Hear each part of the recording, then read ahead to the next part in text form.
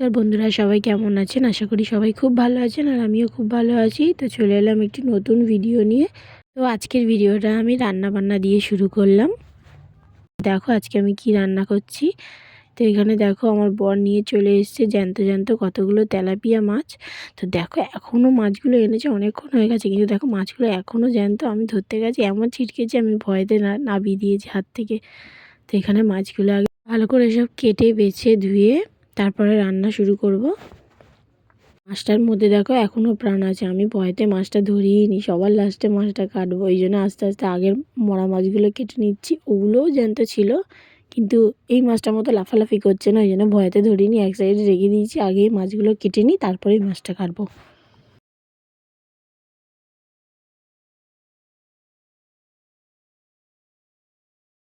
তো এবার দেখো এটা করে ফুটছে। এটা হচ্ছে তোমার কুলেখাড়া পাতা আছে এর মধ্যে, আর আলু আছে ছোটো ছোটো করে, আর পেঁপে কাটা আছে। কুলেখাড়া পাতাকে এইভাবে আলু পেঁপে দিয়ে কোনো দিনও তরকারি করে খেয়ে দেখবেন, খুব সুন্দর লাগে খেতে।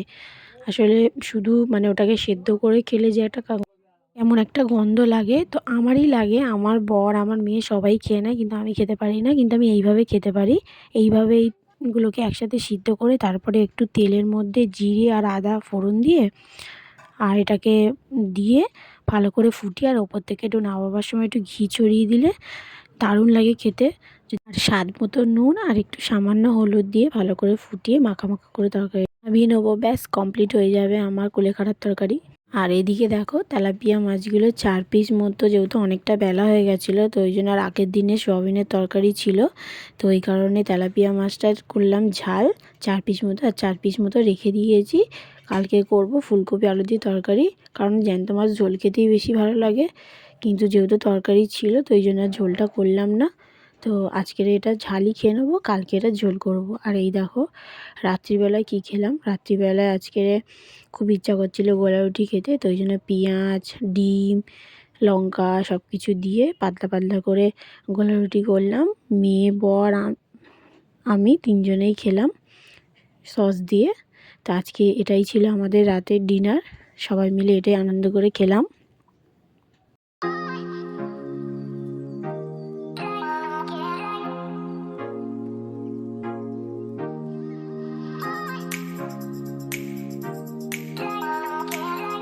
তাহলে আজকের ভিডিওটা এখানেই শেষ করলাম। সবাই ভালো থাকবেন, সুস্থ থাকবেন, আর প্লিজ আমার চ্যানেলটি সাবস্ক্রাইব করে দেবেন। টাটা সবাইকে।